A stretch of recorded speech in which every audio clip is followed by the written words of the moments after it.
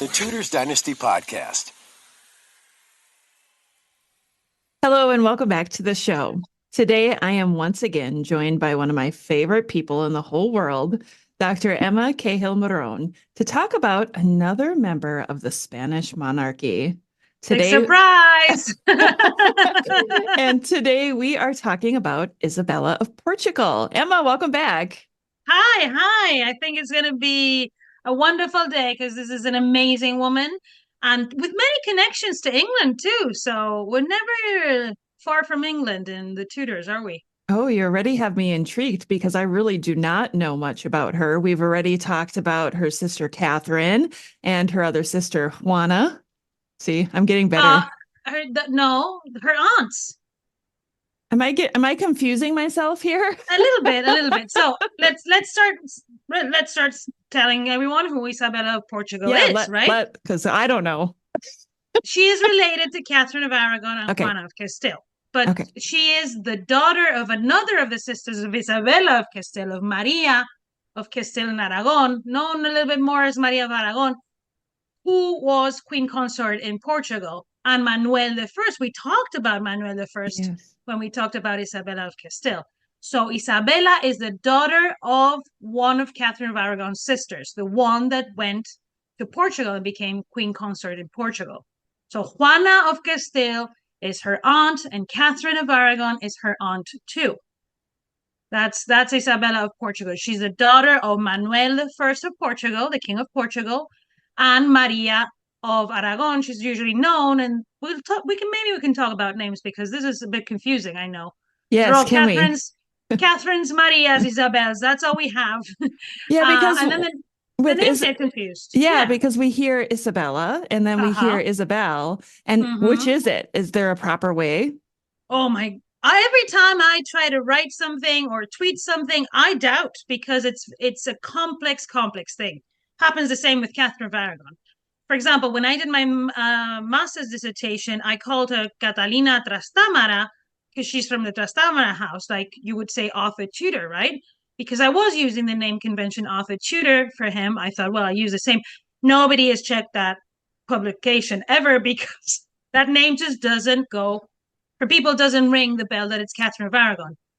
We call her Katherine of Aragon because she, for the longest time after Isabella of Castile dies, she is the daughter of the King of Aragon, and she becomes the ambassadors of the King of Aragon, Katherine of Aragon, Katherine of Aragon. But really, she was, in the time in Tudor England, for example, she was known as Catherine of Spain because her mother and father are the first, well, before we have some presidents, but they are the first king and queen of Spain. So, for example, Thomas More in her coronation poem calls her Catherine of Spain. But we call her Catherine of Aragon. In the case of Isabella of Castile, we have the same problem. Isabella is not a Spanish word. It's an Italian word, like Isabella d'Este. In Spanish, her name is Isabel. But because of this, the Southern Europe was like, kind of is always like, oh, Italy, Spain, well, I'll put them all together. So someone named her Isabella of Castile at some point in time, and it just caught on, and that's how we call her. But for example, Isabella of Castile is Isabel. And in this case, she's Portuguese, Isabella of Portugal, despite the fact that she has a Spanish mother, but she was born in Lisbon, is Isabel. We call her in Spanish La Emperatriz Isabel because she became not only Queen of Spain, but Empress of the Holy Roman Empire. So a bit confusing with the name conventions, right? We'll stick with Isabella of Portugal because that's how people know her, I think. What do you think? I think that's a great idea. Yeah. I definitely do. Well, let's just get started from the beginning with her because I clearly know nothing about her. I made that pretty clear from the opening of the show. She's fascinating and you love her. And I think you will realize that you know a lot about her time. And it'll be great because then you can picture her in different places. And when I was doing a bit of research, I know her biography more or less, but I put it in context with the Tudors was great exercise for me. She was born in Lisbon on the same year Catherine of Aragon was betrothed to Henry Tudor, to future Henry VIII. So 1503. She was born in Lisbon to these kings that I've just said, king and queen, Manuel I and Maria of Aragon, Maria of Spain. We know who, Catherine of Aragon's sister, right? She was born to those. And the important thing, she was born in Lisbon, and you guys have to put Lisbon in your bucket list. I know I always tell you to travel to Spain, but Portugal's right next to it, and it's amazing. Manuel I and Maria of Aragon founded the monastery of Jerónimos in Lisbon. That is one of these places that will make you cry when you enter this place, because it's just out of this world. It's in the late Gothic, very, very decorated, ornamented style, the architecture of the monastery. When you go and see the cloisters, you're just going to be blown away. And you'll be thankful that I told you to go there, because it's amazing. If you do decide to go, there's big lines. So I would recommend to probably, I think you can buy your tickets beforehand. So if you do go to Lisbon, please, please, please go there, because, well, go to Lisbon. Lisbon is amazing. So that was founded, that's how, the type of court where she was being raised. She was raised in a court that was flourishing with Renaissance. So Isabella of Portugal, from childhood, was educated in the same style that Katherine of Aragon. We've talked about this before. We have to think that her mother was the sister of Katherine of Aragon, that learned with Katherine of Aragon, with Alessandro Geraldini, that Italian humanist that Isabella brought to train and educate her two youngest daughters. So Mary of Aragon and Catherine of Aragon were very close. They were very close in age. So they were the two sisters of Isabella of Castile that always learned together.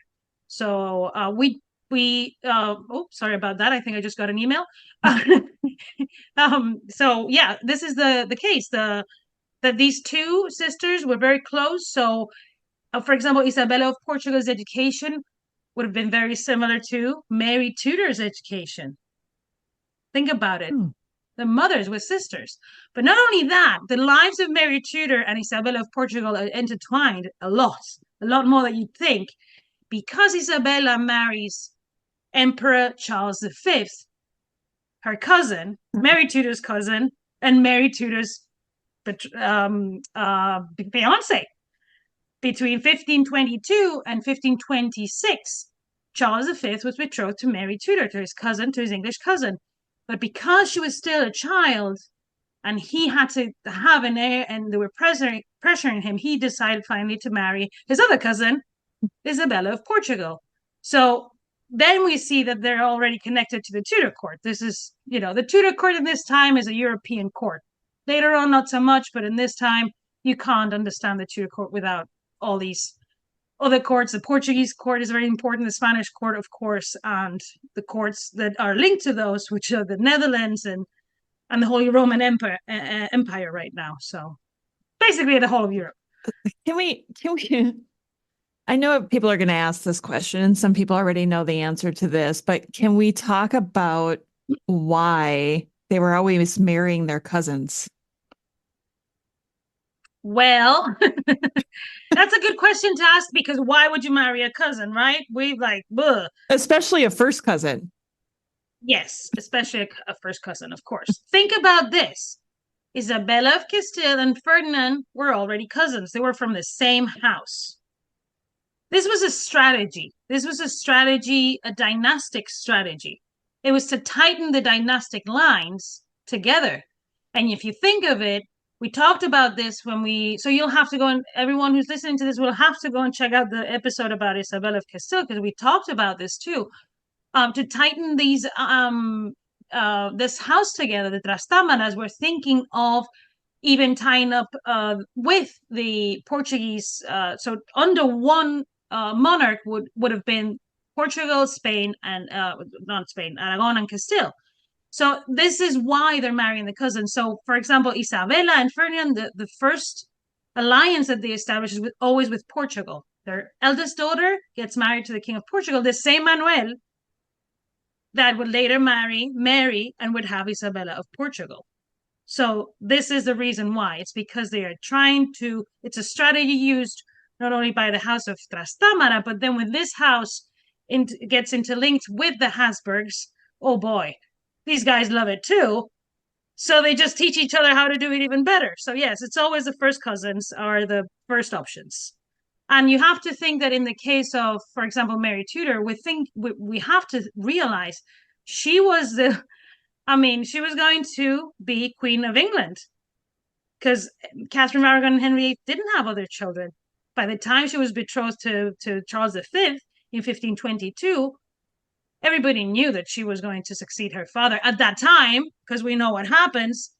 But so Charles is just ambitious. He's like, great, this cousin has a lot of things to bring to me, because this is not, we now think of Germany and Spain, but these are monarchs that are accumulating power.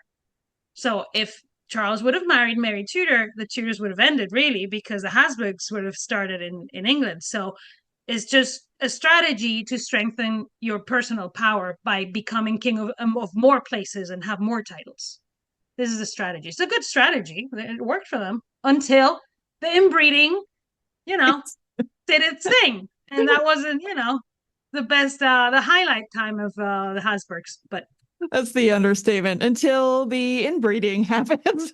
Until the inbreeding got too bad. Yeah, until the after effects of inbreeding showed themselves. Exactly. Yeah. And even Charles V, he's well known to be someone that was already showing that inbreeding, because he had a huge jaw that was dropping. Like, they describe him not being able to close his mouth because it doesn't fit. His lower jaw is so massive. He had problems to speak even.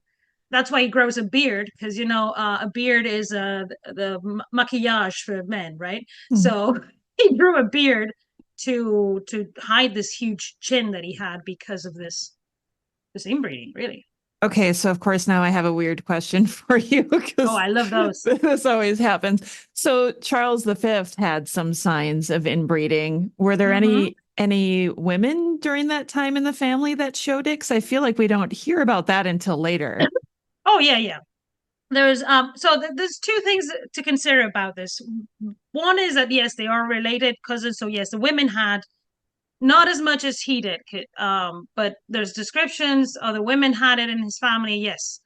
But then we have to think that also we know the physical appearance of these women because of portraiture, but portraiture is not a picture. Portraiture can be altered to look like a certain way or do certain things for you, right? Especially in the Renaissance. I think that because portraiture is becoming so realistic, we think we are seeing the real people that were at the time, but we're not. Most of the times, we're not. So in the case of Charles V, we go from, for example, there's a portrait of him in the Royal Collection Trust that was painted for his betrothal to Mary Rose Tudor. So Charles V is also very connected to the Tudors. She had it in her possession in 1514, and you can see his jaw is just out of control. And then when you see him painted by Titian years later with his beard, his maquillage, he looks like totally different, but his chin is not as big. So it's clearly Titian has, and this was a technique. It was a technique to show people more than monarchs, more than in a real way, in the way that they wanted to project themselves. And Elizabeth I of England does the same thing with her mask when she's, 80 years old, but still being portrayed as someone who's younger, which is, I think, is I'm going to start doing that, I think, too. It's just using filters, right? So what I was trying to say is that sometimes those women are depicted like the men and have those chins, and we don't know if it's real or not, because maybe it's just a way to show they are part of the family. We know that some queens were painted to look like their husbands. Like, for example, in the case of Maria Luisa de Orleans and Charles II of Spain, when she comes from the French court and she starts being painted in Spain, her features look like the features of the king. It's a strategy. It's a strategy to show like an image of power, of that you are connected to that dynasty, to that king, to that. So it's tricky. Did other women have it? Some did, and some would be depicted like that. A very specific case is Katherine of Aragon. It has been said that in her family this run too, but I haven't found any evidence in her portraiture that we know was painted from the life that she had this chin. Quite the opposite. She looked a lot like her mother, who had quite a little chin. But then she was depicted in other artworks with this Habsburg chin. But Catherine of Aragon was not a Habsburg. She did not have one drop of blood of the Habsburgs. She was a Trastámara. So I haven't found evidence that this ran in the Trastámara family as much as it did in the Habsburgs, where it was very evident. So these depictions of Catherine of Aragon looking very Habsburgy are a strategy, really, because they are from the 1530s. Think about Oh, it. interesting. Yes. Yeah. Okay. Mhm. All right. I always have a way of sidetracking us a little bit, don't I? Oh, portraiture. I can be sidetracked in portraiture for the rest of my life. Don't worry about it. Well, let's get back to Isabella and her early years. So we know she was well educated. Um, how soon was it that she was betrothed to somebody? Because it always seems like these princesses are betrothed at a very early age for these alliances. When do we see this first for her? So, because she was, Manuel and Maria had many children, and Isabella was the first girl. So, as we've talked before too, the first girl is always like the first, is the first one to get the attention from suitors because potentially, especially in the Iberian kingdoms where the women can succeed, they become very, very very good suitors for other but I think in her case it was she grew up I don't know of engagements of her before Charles. So we have to think that she was married to him. So she was born in 1503 and she married him in 1526. And really, I'm trying to read here, and no, there wasn't many other suitors for her other than Charles. Oh, weird. Why do you think that is? Because Portugal always wanted the alliance with Spain. So they knew at some point, they just knew they had to raise her to be a Spanish infanta. Portuguese infanta, Spanish infanta is a very similar thing, especially when your mother is Spanish and she's teaching you, right? Because Maria of Aragon. So I think it was just a matter of when the right time comes. They always thought the ideal candidate was her cousin Charles, because think about this. Charles and Isabella are of a similar age. Charles was born in 1500. Isabella was born in 1503. Mary Tudor was born in 1516. So it's not that Charles preferred one or the other. It's that just when the right time came, this is the cousin that is closest in age. So this is the one I'm going to marry. So I think she was just raised with the idea of that. So that's why she doesn't have other suitors, really. She's just being raised to marry the next king of Spain. Yeah, and she does. Interesting. So do we know, did she know Charles before they were linked together that way? Yeah. So Charles is well known to have traveled throughout Europe, went before.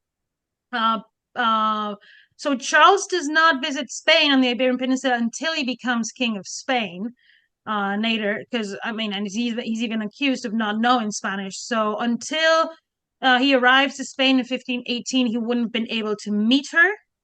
And now I'm not sure, but I'm sure there was portraits sent and they were very close by. So yes, I'm sure he met her before. There was portraits of her mother, of her family. This was the closest court. They had been ambassadors coming at the second he arrived with portraits of her. But the thing is, he doesn't. Charles V does marry Isabella, falls in love with her. She was known to be very beautiful. She was known to be very beautiful, and he falls in love with her. And she is a very successful ruler, because the thing with Charles V is he travels a lot, and because he becomes Holy Roman Emperor, he travels a lot around Europe. And Isabella stays and becomes governor of Spain and does a very good job. So she's not only beautiful, she's powerful, and she is doing a great job. And she helps him in many, many things, amongst which is helping her with the king's great matter in England, helping her own aunt, Katherine of Aragon, gather all these documents to help her in the Blackfriars trial to prove the Spanish side of the story. I didn't know that. Well, I'm gonna send you a publication that came out in December in the Royal Studies Journal. It was called Pseudosexualized Bodies. It was edited by Valerie Schutte, and I wrote a piece on questioning an honest queen, questioning Catherine of Aragon, because we have tend to hear the story from Henry VIII's side and the evidence that he gathered. But in Spain, they did a great job. They also gathered evidence. They also gathered witnesses, testimonies. But because this was written in Spanish and stayed in Spain, it hasn't been used. It was a little bit used by Giles Tremlett, but now amazing work by people like Sergio Bravo, by Julia Benavent, who has published the documents where we have the evidence, the questions that were asked to the witnesses that had been with Catherine at the time of Arthur's marriage. So they were first-hand witnesses, all the information that they gathered, and how that when Charles sends the order, Isabella just puts this whole thing to work, and they just go in the archives and find tons of stuff. They find everyone that they're looking for too. So this just tells you how organized the Spanish monarchy was and how powerful the Queen's orders were, right? She's not only Holy Roman Empress, she's Queen of Spain and governor of Spain while Charles is away, and she does things like this. She also helps him a lot with all his policy in the Mediterranean, and she consolidates this a lot. And she is very good at something that women are very good at. She's very good at keeping the grandees, the great noblemen of Spain, at bay. And this is not something I know. This is something that Sergio Bravo has told me. So he's a specialist. He's doing his PhD on her role ruling Spain during the absence of Charles V. He's doing a great job. And I asked him, what would you say are the two biggest things? And we also know a lot about Isabella in the artistic front, because there has been a researcher, Maria Jose Redondo Cantera, that for many years has pointed out that Isabella had, was very active in terms of artistic patronage, and she liked very luxurious things. So she's overall a very amazing woman. I'm glad you brought up the arts, because that was exactly where my mind was going, comparing her to the other family members that we know were very big into the art scene and, learning how to paint and things like that. Is there anything about her patronage to the arts that we should know about? Yes. So, well, for example, something that is curious, no, so Sergio told me about this. So this is Sergio, not me. She was the one, and I think this was published by Maria Jose Redondo Cantera, is a specialist in Isabella's artistic patronage, if anybody wants to check that out, from the Universidad de Valladolid.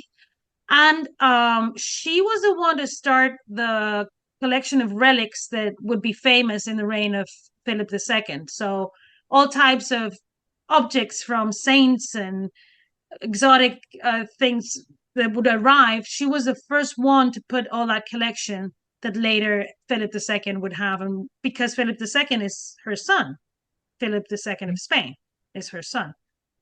And then he marries Mary Tudor. I know what you're thinking. Wow. You can just see my face. Like, here we go I was again. like, oh, these people are great in some ways, but in others, yeah. She's and then when she tragically dies very, very young, because she dies in 1539, so she was only 36 years old. It's curious that Charles didn't have a portrait of her, and he's very upset because he loved her very much. So he tells his main artist, Titian, one of the greatest artists of all time, that was working mainly for Charles V, to paint a portrait of her to remind him of her, because he doesn't have one. And Titian does this beautiful, amazing portrait that is hung next to the portrait of Mary Tudor in the Prado Museum, because it has that same model. The Queen is sitting.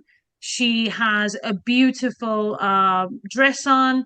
It's it's whimsical in a way, it's very airy, and this because it's not really a portrait painted from the life. This is how deceiving sometimes Renaissance portraiture is, because you do think it's her, you're like, oh.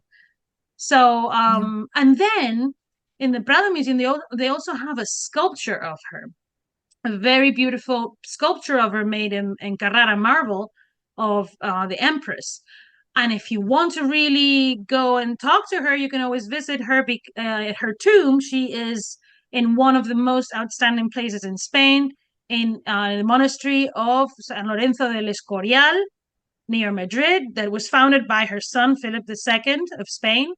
It is very beautiful. It's a beautiful place. And now you can take pictures. Now you can take pictures in all of the places of Spanish national heritage. I mean, maybe to some people it's like, okay, but to us Spanish people was like, what? And everybody ran to take pictures in all these amazing places. We have a heritage in Spain that is just out of this world. And if you have time to go to San Lorenzo del Escorial, you will thank me, because this place is just out of this world. And in that place, I'm sorry, it's not about Isabella of Portugal, but this is very interesting. In the library of San Lorenzo del Escorial, they have the first translation done from English into Spanish, known on record, commissioned by a certain Katherine of Aragon. I know. I always talk about the same woman, but she commissioned this when she was still Princess of Wales in 1508, and it's a story. Is the history of England. So it's a translation of the Chronicle of St. Albans, but it's not just the Chronicle. She asks her secretary, Rodrigo de Cuero, to translate it into Spanish and ended with her own coronation. That's 1508. So she's basically killing off Henry VII before he's dead. Interesting. Isn't that crazy? That's the first translation on record from English into Spanish. Isn't that crazy? And it's a history book. It's a propaganda book of Katherine of Aragon, basically. Right. Because if it's translating that chronicle, but adding the last chapter, her coronation, before Henry VII is dead, I mean, wow, lady, you have some guts, because that's treason. I would think, yes, right? Imagining the king's death is then definitely... nobody understood it because he was writing it in Spanish. So nobody was like, "Oh, what is he doing? I don't know. He's writing some words there. I don't know. No idea what it says." That's crazy. It is. It is. Thank you for that little tidbit of information there, because that's something I have never heard before. And I also did not know that that portrait of Isabella was posthumous. That is one of my favorite ones. When I look at that, she is just absolutely stunning. And now it makes sense. It was his way of honoring his late wife. Yeah. Yeah. He was truly devastated when she died. He was truly devastated. He hadn't had a lot of time with her because he had to be traveling. Charles V was a monarch that traveled the most around Europe.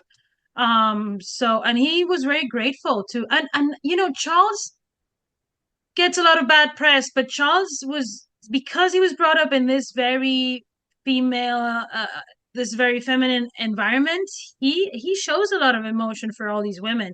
He takes the portrait of Mary Tudor with him to when he abdicates and he goes to a monastery to just spend his last days. He takes a portrait of Mary Tudor that he never married.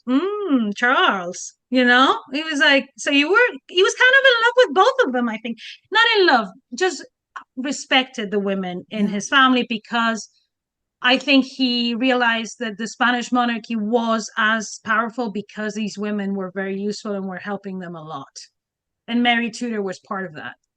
And he asked his own son to marry her because of this, So because he felt so bad of what happened to her and her mother when he decided to marry Isabella of Portugal, let's face it, this is probably the most interesting part about Isabella's life for someone who's interested in the Tudors, is that she felt, that's why she helped her on so much later, because they felt awful about what happened to Mary and Catherine.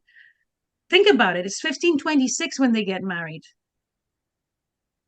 That's the same year that everything goes down, right? Yes. So basically, this is how I think it went down. I'm just going to clear the air on 1526 right now. Give it to us. Yeah. I just think, Henry had high hopes that Charles was going to marry Mary because he had a lot of confidence in Catherine of Aragon's abilities as a diplomat and her way of not letting go when she decided something was going to be done. And then Charles marries Isabella of Portugal, and Henry VIII loses it. I think that's why he decides that he doesn't want to. Catherine is of no use to him anymore, and he doesn't have a son. Right.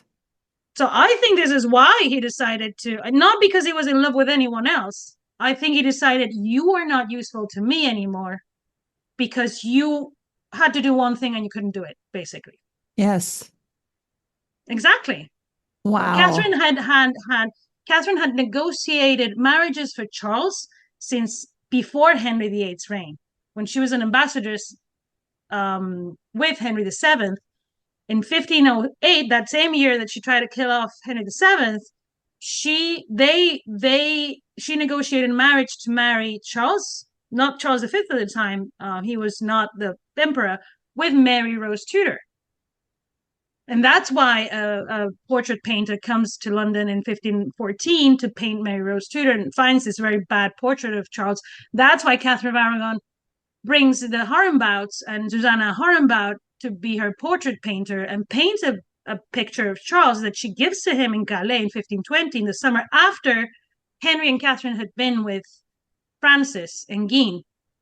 So, I mean, that's the thing. Catherine had one job to do and it didn't end up well. And that's when Henry lost it and decided to go elsewhere and do something else. And the rest is history. Oh, yeah. We all know the rest. So we've been talking about Isabella, and you've mentioned what a powerhouse she is as a ruler in her husband's absence. Is there anything in particular that stands out for you about her when she is ruling in his place that she may have done that we don't know, or maybe we do know? I think it's not outstanding as a woman, it is outstanding as a ruler. So I think, and this has got to do more with how I see the women in the Spanish monarchy, but women in general in the 16th century that have power. She has to be the best negotiator in the world because she's a woman. And to earn that respect, she has to do things much better than men. And the way she is able to placate the grandees that are going crazy, because one of the things from this time, unless I forget, is very important, that the king had to be present in the kingdom for everybody to be okay. Sure. And Charles wasn't there. So the way that not only she was able to fill in his shoes in his absence, but to tone it down and bring it down a notch with all these crazy guys that are like, Wah! it's very telling of what women do. Like Katherine of Aragon does that a lot in England too. But there's other women in other, like I think the sisters of Francis I do this too. It's just the women telling the guys to take it down a notch because they're just getting a bit rowdy. I think this was Isabella's biggest achievement, while she was doing all the administrative work extremely well because she was a woman and she was very used to ruling a household, and her mother had ruled her household and she was the eldest, so probably, the eldest always gets, the most responsible, the ones that get, just talking here for the eldest children. I'm from the foundation of the eldest children that always get, all the brunt of the responsibility of learning, right? All those things from your mom. So I think because they're such good administrators of their household, then the kingdom is not a big deal. But I think those two things, so a very efficient administration and very capable of taking it down a notch in a very violent time. That, very important. She seems very capable. Yeah. And I wonder, how was she as a mother? So I think that, we have to realize in this time, mothers were not like mothers are now, right? So we have to think more of them as they are in the royal families nowadays. They do have a public role, and then in private they get a lot of help from other people. So and especially if they had boys and girls was different. So in the case of Philip II, he's a boy, he has his own household. So he sees his mom and all these things and his mom, but it's more, I think they lead by example. Isabella was more a leader by example, So what she was doing had an impact on her son because that created prestige for him. Sure. And then not only that brought prestige to him, he eventually became the King of Portugal. Philip II of Spain became king of Portugal and unified the Iberian Peninsula like his grandparents Isabella and Ferdinand had hoped for. And that was because he was the son of Isabella of Portugal. So she's also bringing the dynastic rights, because we've talked about this before. In the Iberian kingdoms, women can rule, can transmit those rights to. So Isabella, is she close to Philip? Not like we would think so, probably. But yes, like we would think of, I don't know. I think a lot of, for example, the late Queen Elizabeth II and her way of showing what a woman can do by leading by example, right? And just setting the standard for everyone else. I think this is what these women and Isabella did for her son. I don't think that she was particularly close, but because none of them. We do have glimpses of them being close to their children, and they certainly took on the education of their children. But you have to think that these women had a protocol around them 24/7. So it's not like nowadays. I don't want you to think that she was like, playing around with him and this and that. No, probably they were tough in a sense of this is your duty, this is what you have to do, things like that, But I like Isabella a lot. I think she sounds like a figure and someone that was very similar to her aunt Catherine, had that kind of like nice temperament that everybody felt comfortable around her. She was very beautiful. I think that helps, and then, I mean, this court is a very luxurious court. So she's always presenting herself also in this manner that everybody, how are you not going to listen to the woman who's shimmering and, has a glorious gown and is, yes, and the biggest jewels. Yes, she's in charge. I'm going to listen to her, So I think that's what she did, just become a good role model. So and then her ahead. vast collection goes to her daughters, and that gets spread in throughout Europe, because we have to think that when these women die, they own this stuff they have, because this is not England where everything goes to the husband. So then her daughters inherit this, and then they go on to other places in Europe. So the spread of the art produced in Spain by foreign artists many of the time. So a lot of dissemination of the art in the Renaissance and these new ideas on education, female education, all of this. She was involved in this. So that's why she was part of the itinerary of the female perspective, that's the initiative that the Prado Museum has, because the Prado Museum comes from the Spanish Royal Collection. It's very important to know that these women contributed to what today we have in the Prado Museum. And Isabella's portrait was part of this itinerary. So you can download this still from the internet, because they have an amazing website for the female perspective, in Prado Femenino. And you can walk around the museum following the itinerary to see these amazing women. Not only their portraits, like the one of Mary Tudor, I wrote for that one, but also the works of art, like works of art by Titian, for example. Everybody always thought that Charles V was Titian's main patron of the arts, and he was a patron of the arts of Titian, but it was Mary of Hungary who was the person to own more paintings by Titian in the 16th century. And we didn't know about this before. Now we know, with a lot of the work in Prado Femenino. And Prado Femenino is directed by my advisor. So this and this means that it's also interlinked to what we do in Arte, Poder y Género, which is to understand the role these women played in the dissemination of Renaissance art. So we work a lot with women like Isabella, but also in the dissemination. And we have a specialist in this, several specialists, but one main one, Melania Soler Moraton, who studies these, she calls it líneas matrilineales. So the instead of, we always think of the Tudors going from Henry VII to Henry VIII, but I think a lot about Elizabeth of York going to Katherine of Aragon. This is what Melania does in Spain. Isabella of Portugal to her daughters and beyond. And all these women then have daughters. So this artistic exchanges and all things get very complex because women are also involved. That's basically what we do in a nutshell. I love that we're talking about women, and now you've mentioned her daughters, and that was going to be my next question is, Philip wasn't their only child. How many children did they have together? Oh, wait, let me Google because with these women, you never know. They have a lot of children, a lot of them die, so it's Yeah. difficult. They certainly have a lot of pregnancies, and Isabella was one of them. But in her case, she had two daughters. She and I wanted to get this right. That's why I was looking at it. But if you want to check on all of this, you have to check out Melania Soles Moraton's work. And so she had one who was Maria, Holy Roman Empress, and then she had who became Holy Roman Empress, and then Juana that became Princess of Portugal, because she was born to the Portuguese king. Also, we have another person in Arte, Poder y Género, Alicia Sempere, who is studying the gift exchanges between these women.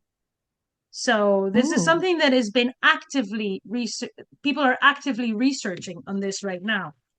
She did a research stay in London last year, and she's finding amazing stuff. So each year, for example, we have a conference where we study these women from a different angle. And this year is going to be devoted to devotion. So the way these women lived their religious life, which is very important because it's very interlinked to art. You have to Mhm. think that this is a confessional time in Renaissance Europe. The same way, like in Tudor England, we study the prayer books and all these things. In the case of the Spanish monarchy, it's usually a lot more things.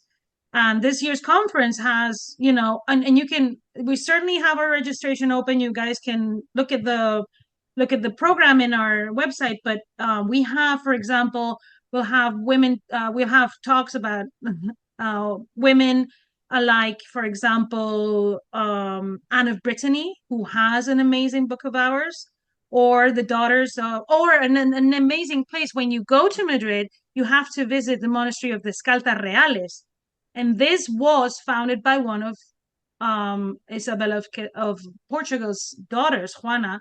This is an amazing monastery full of portraits of the Habsburgs, and became the convent of those noble women when they were widows, and all that. All those powerful women came with their art collections into this amazing place that you can now take pictures in. And it's next to the Prado Museum. I mean, I'm basically just helping you to decide to go to Spain this year, right? And Lisbon. Don't forget Lisbon. Yes, do We could do not an forget. itinerary, Isabella of Portugal itinerary. That would probably be pretty big. You better get on that. Yes, yes, yeah, tour. That would be amazing. I wouldn't mind. Yes, I think we know some people who could make that happen. So we'll have to talk about that a Oh little bit yeah. more. I'm already drooling over it. One of the things I noticed while you've been talking is naming conventions. And as a genealogist, I've been a genealogist for over 20 years now. In the US, I saw the traditions of the firstborn son being named after the grandfather. Mhm, And now here we are talking about all these women because mhm. in America, you don't necessarily see that happen with the women as much as you do with the men. The women aren't necessarily named after their grandmothers and stuff like that. So we see a lot. I mean, Unless you're me, because I named my daughter after her grandmother. I didn't know that. Yes.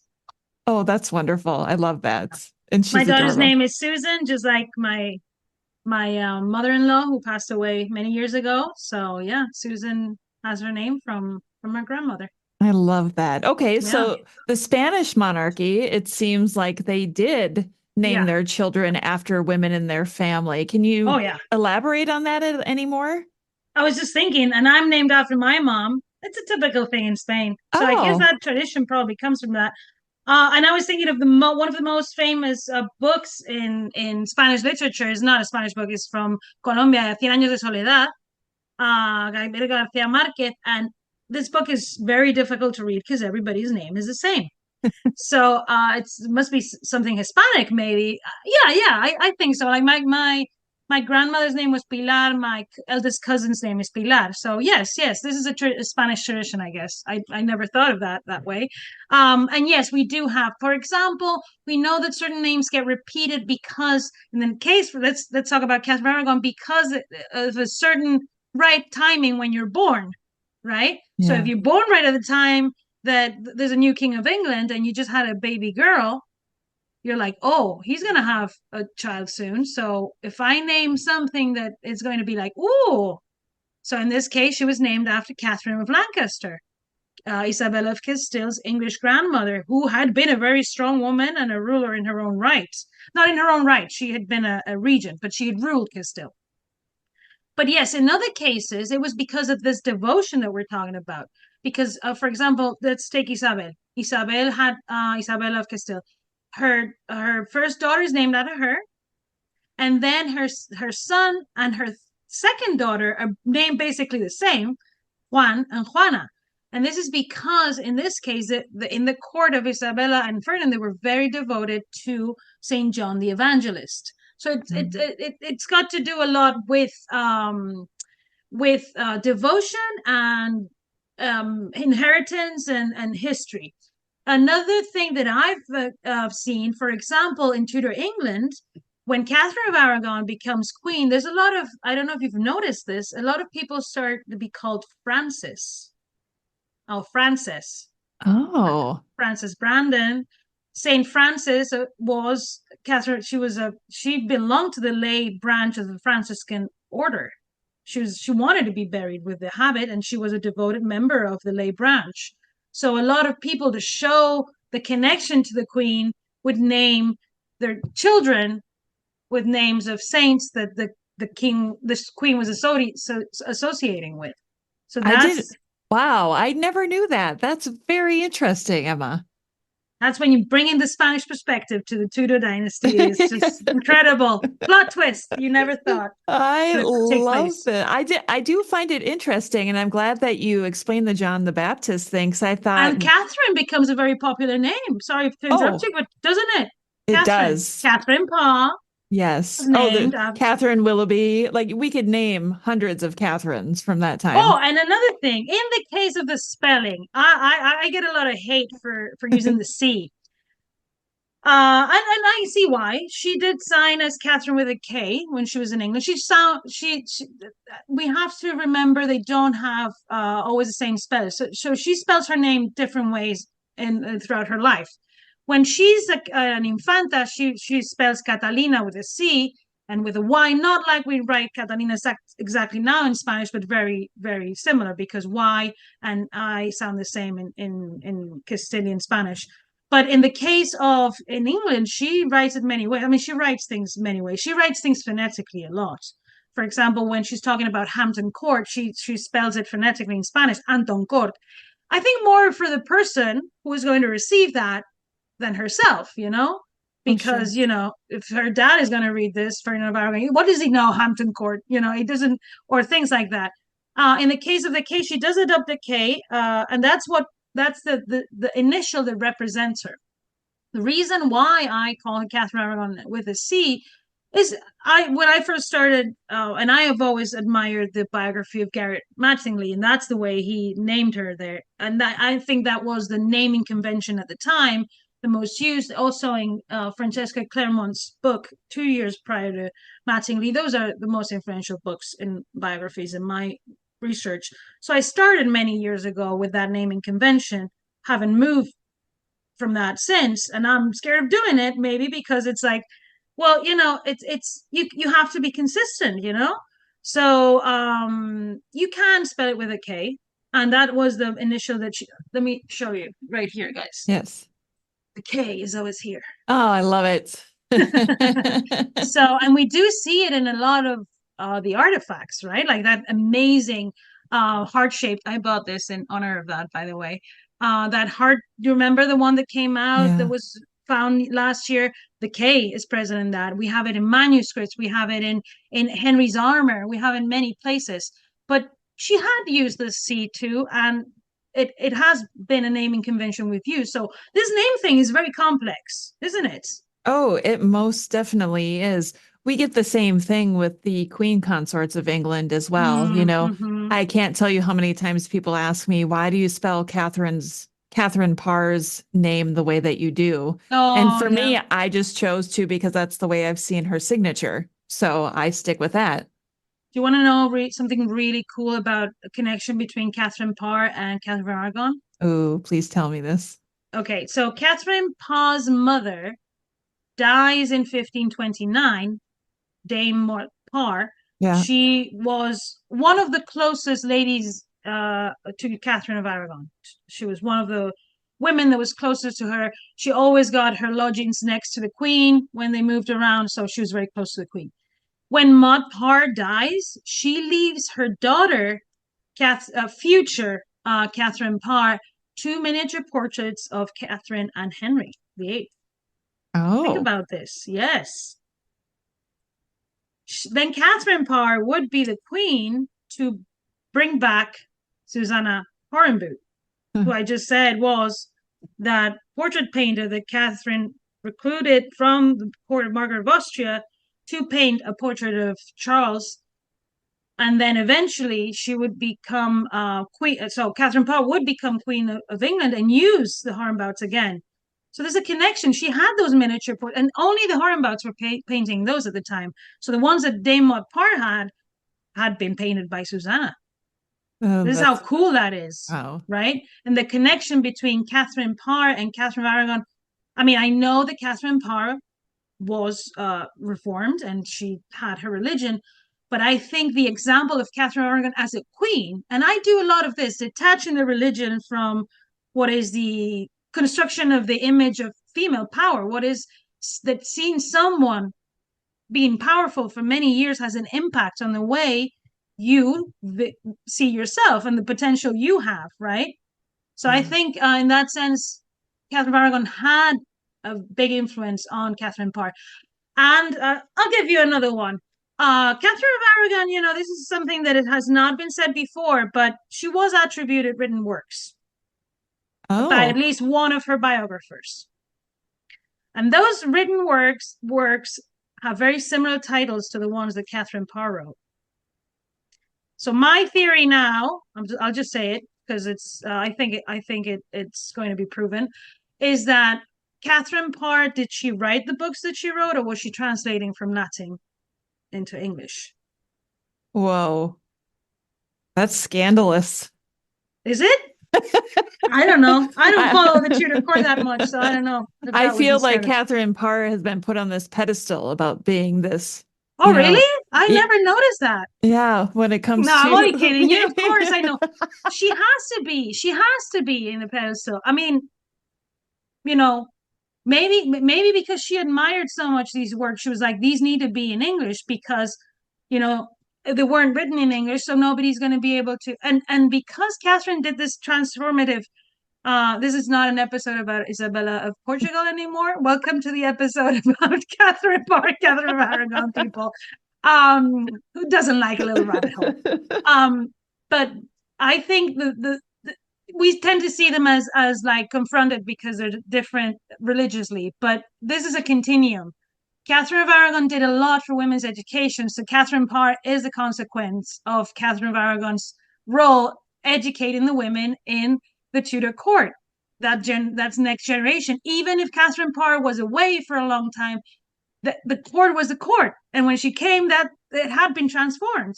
So they were advancing on something that was previous, not because Catherine was Catholic. It means that everything that she did, they thought, oh, that was no. They were building off the Catholic faith. They weren't starting a new religion. They were still Christians. You know what I mean? So, and that's what they believed in. They believed in that these amazing things should be in the vernacular. So I wouldn't be surprised if instead of writing these, she would have translated. Not that I'm not saying she wasn't an author. What I'm saying is, in these cases, it seems like it could have been translated from original works of Catherine of Aragon in Latin. That's what I'm saying. Well, it's not like she wrote at the beginning of the book, I'm translating this from Katherine of Aragon, who my, existing husband. That's typical. That's typical because there's a work attributed to Henry VIII called The Instruction of the Christian Man. And there's a book by Juan Luis Vives, and he never said, I am just copying Juan Luis Vives. And Juan Luis Vives wrote The Instruction of the Christian Woman. So they didn't feel the need sometimes to say these things. So it's just a theory, people. I love when you come to the show with Please don't post my address because I think I'm going to get a lot of hate. These are always my favorite discussions because you have How can you say that? You have such a wealth of knowledge when it comes to the Spanish monarchy. And then sometimes you throw out this stuff that I had no idea. And I go, where did you even get this from? And that's Oh, why you're one of my favorite guests because of that. oh, Because thank you, Rebecca. I just never know. So let's get back to Isabella and Oh, right. Oh, yes.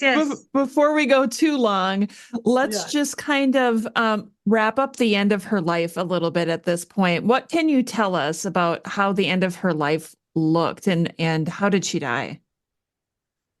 So in the case, so one important thing to know is you can visit her tomb in El Escorial. It's very impressive to look at because it's a monument. It's not just a tomb, and there are sculptures of Isabella and Philip II. This is a very impressive place if you want to, to see a place to her memory. That's the place you need to go to, El Escorial in Madrid. And that's why she's also an iconic queen, going back to why Isabella of Castile is iconic and things like that, because that is an iconic place in Spain. So with that monument, generation after generation, people would go there and she would become this mythical person too.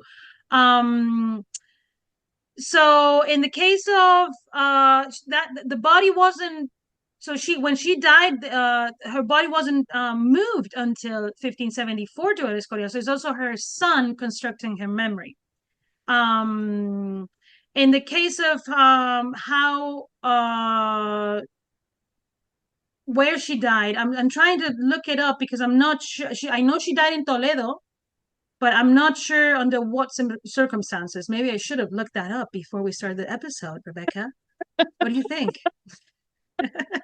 Well, she was so young. It does, what did you say? She was 39 when she died, so maybe a little too 39. So old. I'm trying to think. I'd look at if it was childbirth Yeah. or the two main reasons would have been some sort of contagious, the sickness or the like the Plague sweating or sickness, yeah. plague, but it doesn't seem like it. Let's see. Hmm. And 39, Oh it would be a yes, little bit yes. It old was for. she died because of fever, but she was pregnant. So both. Oh, She died of both. wow. That was quite old for the time to be pregnant. But that was his seventh pregnancy. Wow.